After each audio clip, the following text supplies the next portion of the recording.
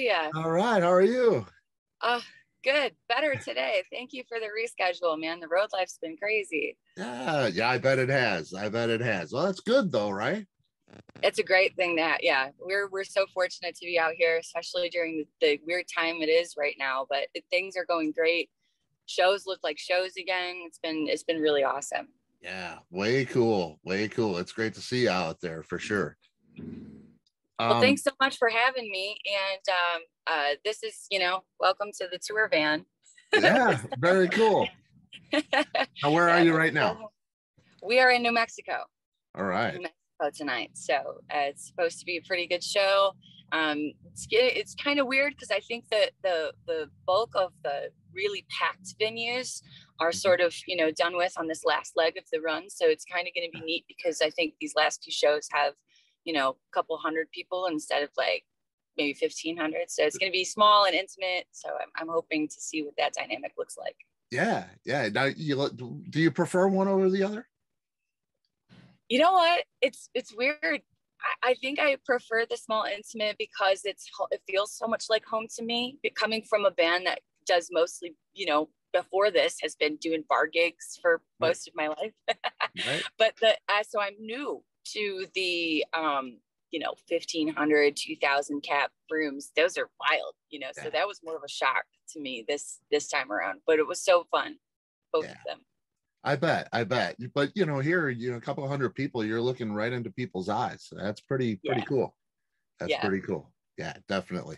I was going to introduce you to everybody watching, but I have to say, I'm fairly new to the band, maybe a couple of years. But I did my research. I pride myself on doing the homework and knowing who I'm talking to. I don't want to look like too much of an idiot. But you used to have a girl in the band named Amanda, and now you have a girl in the band named Eva. And that was, I'm looking at them going, that's they're the same person. They look like the same person. What? Can I blow your mind right now? Please do. They're both me. Wow. So, explain the name change a little bit. It's going to be really funny because it's so simple. Everybody started coming up to me. And I pride myself on being at the merch booth. I love to interact with fans, and even on this run, I've been able to, keep my mask on and still say hello to people, which is great. But I love being at the merch booth. So everybody was asking, are you Eva? Oh my gosh, it's Eva. Look, it's Eva. And so the short answer was yes, I am. And that just stuck. So originally the reason for the name Eva Under Fire, it's a song reference. There was a song that my guitar player Chris really liked, and the song was named Eva, and it was a really pretty ballad. And he was like, that was a really cool, maybe we should include that because we have a female fronted, we're a female fronted band, and that would be really cool to include that in the name. So, it was interesting to me that so many people just started to make the assumption that I was Eva. And so I fell in love with the idea of somewhat of an alter ego, I guess. A lot of people have told me in the past as Amanda, here's this very, nerdy, soft-spoken, girl, and then you get on stage and you're just this power monster. Like, what happened to you? And I'm like, I don't know, man. I just really love the rock show, So it was fitting to me that this was that I get to be both now. Yeah, that's very cool. Very cool. Well, I'll introduce you as both. How's that? Today I have Eva Marie, otherwise known as Amanda Lyberg, from Eva Under Fire. And she has been called actress, dancer, clinical psychologist, and cool aunt. And we'll talk about all of that. The band has just released another single called Comatose. And it's amazing. And I thank you for being here. Thanks so much. Oh, thank you for having me. That was amazing intro. Wow, you did do your homework. You know, it was so much fun, and probably the most fun about it. You're such a lovely person, and so fun to research, really. You dancing and singing to Best Day of Our Lives in a wedding dress. That's pretty cool. Yeah, that is where the whole thing, I guess, sort of began, right? Because I met all of my bandmates through music, you know, different projects, and my husband through music too, and so it just felt appropriate that we had like a music video instead of a wedding video. Yeah, it was so cool, and it blew my mind because I found that early on, and it's so cool, and I thought, this isn't the same person, is it? You know, and it, you know, obviously it is. It's really cool. You danced on a Dancing with the Detroit Stars, a local. Yes, Man, I did. That is pretty cool, and it was for a really great cause too. It was, yeah. So they work with a humanitarian organization. It's sort of like Gleaners, where they do a lot to provide shelter, clothing, food to those that are less fortunate. So and we're from Detroit area, Detroit Metro. So my friend, who also does a lot with lighting and sound in the music industry, said, hey, I'm doing the filming for this event this year. They're looking for submissions. Do you think that you would dance in this competition? And I was like, they want me to audition? That's so cool. Okay. And I have, you know, as a kid, I had theater background and things like this. So I do enjoy, you know, all aspects of performance. And I was like, well, how cool would that be if I made it on the show, right? And sure enough, you know, I was able to do the competition, and it was cool to hear the comments from some of like the bigger names in the Detroit scene after the performance, and to be a sort of a fan favorite my first time on the show. So that was really cool. It was a fun experience, and for a great cause. That's cool. That's cool that you did that. Very cool. Named after a Boston song, Amanda. Yeah. You know, and that was another thing. I'm like, Boston doesn't have a song named Eva. So and another thing I found out, you know, heroin. I know that song means so much to you. And it's in the movie Snow Babies. And we'll get to, of course, the Retaliators too. All these movies, yeah, it's really cool. But I had to watch Snow Babies, and I watched it last night. And life is not the same. That is shocking, the most frightening piece of film I've ever watched in my life. Folks, if you have not seen that movie, it's not, you know, it's not for the weak stomach. It's graphic, it's powerful, it's in your face, it's and it's something serious. And you know, your song in that movie I thought was perfectly placed. You know, a lot of times there's just bits and fragments of the song in the movie, and sometimes it just, you know, you miss it. I didn't miss Heroin, the you know, the song in the movie. Pretty the powerful. Directors did a great job with that. Yeah, the placement and all of that, because it's so real, and that's what makes it so shocking. And I was just taken aback by the film, and I told the directors the same thing as you're expressing, that how wonderful job their actors did to do their research and really bring those characters to life in such a real way. But it was heartbreaking as a result because of that, and I thought that they did an excellent job at putting our song in that film, and where their placement sat was just brilliant. Okay, yeah, and I wanted to ask you that, yeah, because you know, a lot of times, like, our songs in there, I can't even find it, you know, but not with yours. Really great. I'll tell you this, it was such a crazy organic start, the way that all came to fruition. So obviously, with my loss, I wrote this song, and it wasn't built for any other reason than to express my pain through my music. And many times you go in the studio and you're writing for your listeners, or you're writing about a story that you heard about, or something that spoke to you, or maybe for encouragement purposes. And, you're kind of paying attention to, what's the best melody and how can we, this song had none of that. And I was just literally bawling my eyes out downstairs in the basement at the producer's, studio. And they were like texting each other, like, I don't want to interrupt this process. Just let me know when I can come back downstairs, they're giving me my space to do my thing. And then, fast forward to the song was turned in. I said, you know what, I don't know if it'll make the record or not, but it's got to be submitted. This is powerful for me. And turns out the record was nowhere near done at that time.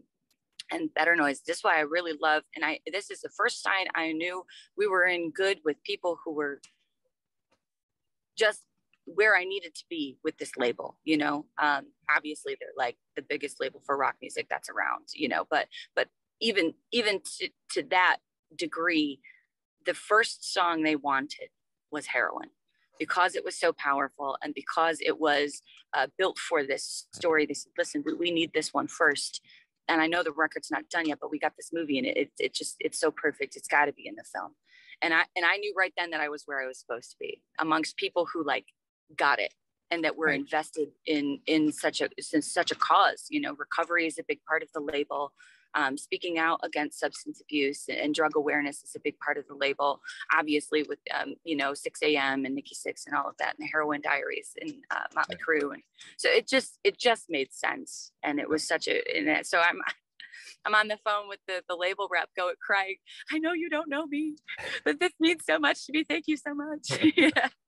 But it was really wonderful way to include that. So man, that is just so cool. It's great when it means that much to you and it's rewarded, and actually seen and loved, absolutely loved.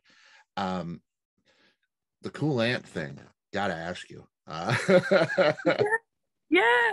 So I have a brother who is 7 years my younger, and he has a 5-year-old. So my little niece she's the wild child for sure. She is like, my brother is like just so goofball, and so we grew up and we were clowning together all the time. But I'm much older than he is, so I all the time was checking on him and driving him places, trying not to tell him to get in trouble and stuff, so then now I have my niece, and she is just like him. Oh my gosh, it's hilarious. And I was teasing him. He was also like, he got in trouble for a while and was kind of one of those kids running around in the streets doing a lot of things they shouldn't. So when he found out that he and his girlfriend were pregnant, and I was just laughing, going, I can't wait to see. But if you have a girl, I'm gonna fall over. You're gonna be carrying pink everything. You're gonna be just daddy's, wrapped around her little finger. You just wait. He's like, no, it's not gonna happen to me, man. It's not gonna happen to me, man. Sure enough. But he is the best dad, truly. It turned his life around, having her around.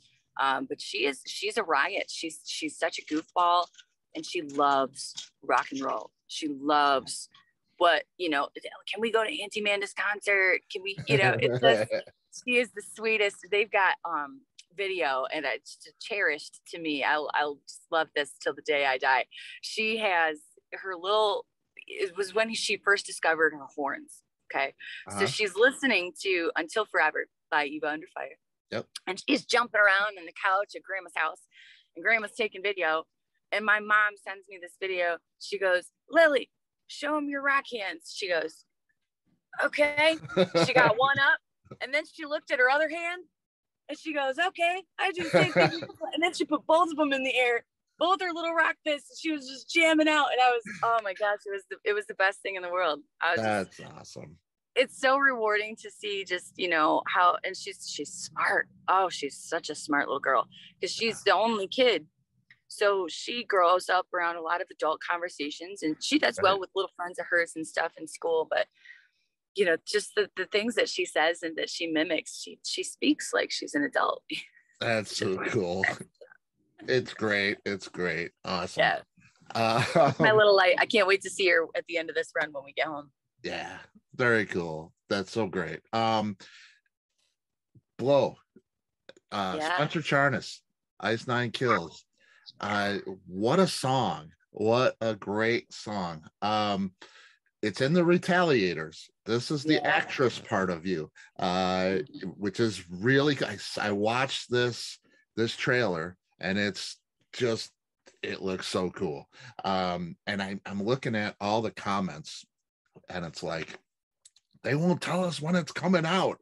Nobody's talking to us. Let us know when it's coming out. Where can I find this? Nobody can find it. What is the release date? Do you know? And can you tell us? And how do we get to see this great thing? I know. Okay, so follow the Retaliators film on all social media. Okay, because I think what's happening is they want to see how big this is going to be. They're just now that they had a premiere at Fright Fest, I believe, in the UK, in London, for this film, and it went amazing. So then they brought it to the North American premiere that just happened last week at Chinese Grauman's Theater in LA and Hollywood. Okay. Like the Hollywood stars, that's where it premiered. And it was like top billing in the whole festival, which was super rad. So I think what the long answer is, it's going really great. My hope is that it becomes like a Netflix movie, like The Dirt. Right. So I'm hopeful that that's the case. But this thing, I'm telling you what, I've only seen clips, but I get to go to the, they have another premiere that's showing in Orlando on the 28th that I'm going to attend at the Orlando Film Festival, which is really cool. So when I see it, I'm going to be posting all of my reviews on Instagram, but follow the Retaliators film on socials for more information, because to my knowledge, we don't have like a firm date as of yet, and where it's going to be at. But I'm assuming that because it's gone so well, they're absolutely probably going to push to like Netflix, Hulu, something like that. My goal though, I mean, this thing is going to be the new cult following. Like I think it's going to be like Evil Dead.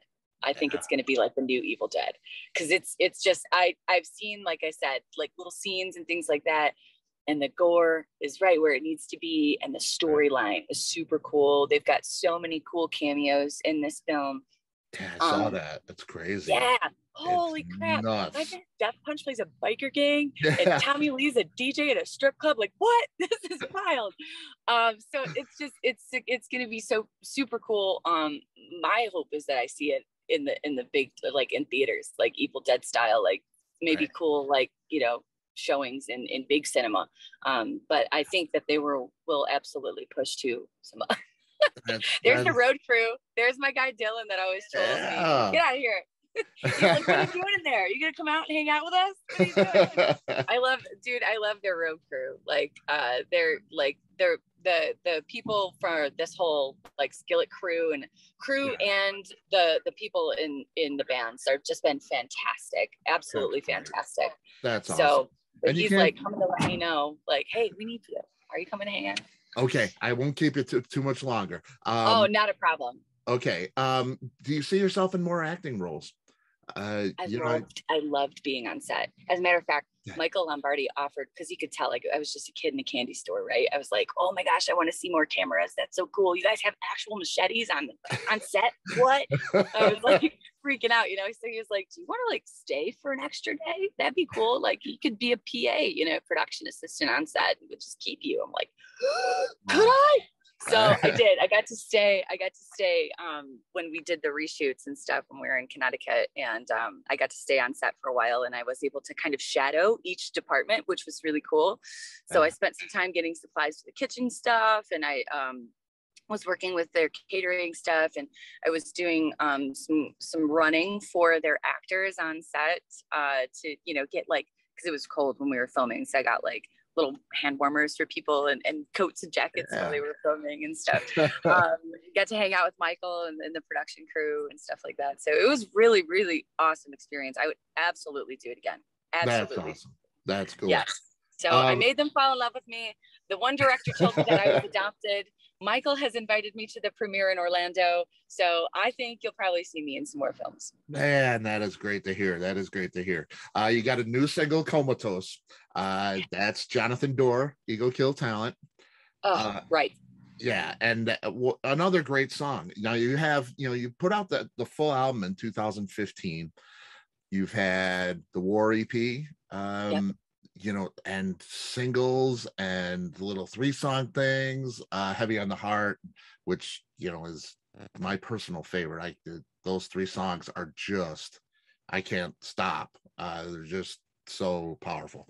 Now you have all of this little stuff. Are we gonna see another full-length album?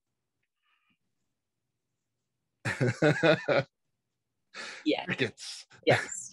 All right. Yeah. Now, undisclosed just yet as to what the actual release date will be. However, these songs that you're hearing now, and obviously COVID has been delayed all of the processes, right? All touring and release schedules and things like this.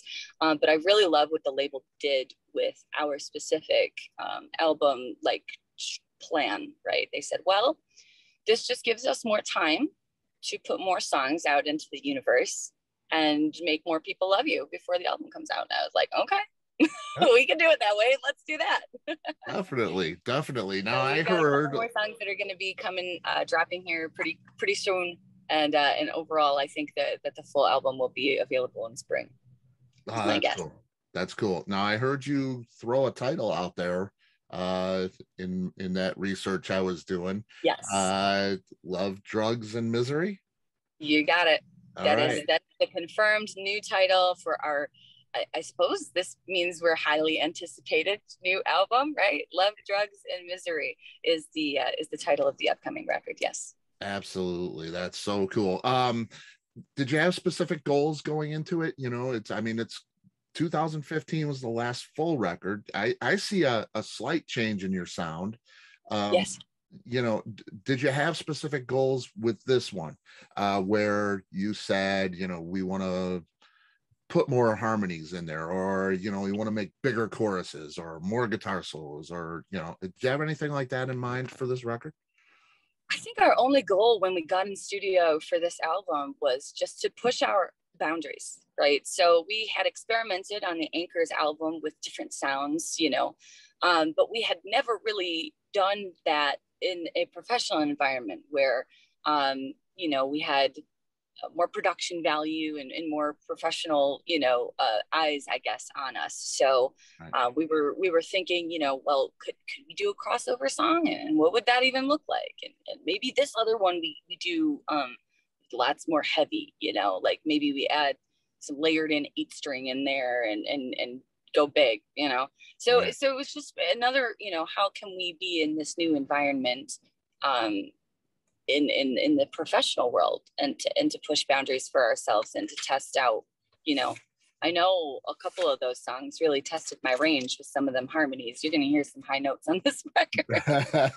It's like, you want me to hit what and do what? Okay. We can see if I'll get there. You're going to give me a minute. I'm going to take a couple swings though. Yeah. But we did it. And we're very proud of all of the things that we were able to try. And I think a lot of people will really enjoy it because it does have, Love, Drugs, and Misery are the themes of the album. Each of those songs really has some sort of reference to one of those themes, which is where the title came from. But I think that for, consistency amongst the songs, though, you'll find groupings.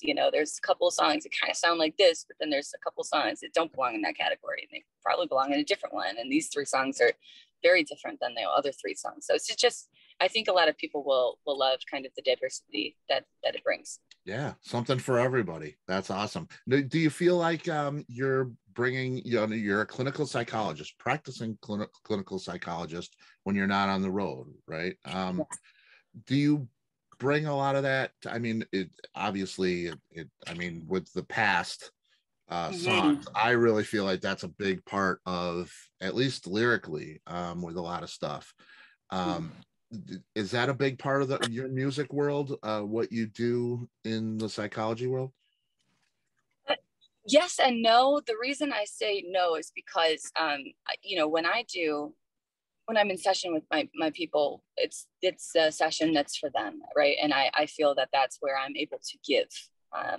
And when I go into the studio, I feel like that's where I take, right? That's for me. That's my therapy. So that comes a lot through like my story and my stuff that I got to work through is what usually comes through my music. And then other people, when they sit with me, is where I can, like I said, where I give to them more so than I get anything. Awesome. Yeah, well, we're looking forward to the new record. We're looking forward to anything you guys are doing. New Mexico is very lucky to have you tonight. Yay. Thank you. That's so cool. Everybody can find out more at evaunderfire.com, right? Yeah, you got it. We're going to constantly keep you updated. All of the socials, I would say we're probably most active on like Instagram, TikTok. We do have a Facebook account, but that's a whole other story. It always is. EvaUnderFire.com is probably the best bet. And we'll be seeing you. We've got some cool stuff to come up later down the line here. And we're gonna keep coming to hang out with everybody on the road as long as we can, man. It's been going great so far. So come check us out. It's so cool. You're coming down by me and to the House of Blues in Chicago on November 28th. And I can't wait to see you guys. It's going to be great. Awesome. You're going to make the show. Oh, absolutely. I wouldn't miss it. Oh, wonderful. Well, I appreciate you, friend. We'll see you there then. Can't wait. Yeah. Very cool. Very cool. Yeah. Everybody check evaunderfire.com and check them out on the road. Amanda, thank you so much. Thank you. Yeah, thank you. And we'll be seeing you soon. Yes, absolutely. All right. Take care. Bye-bye, guys.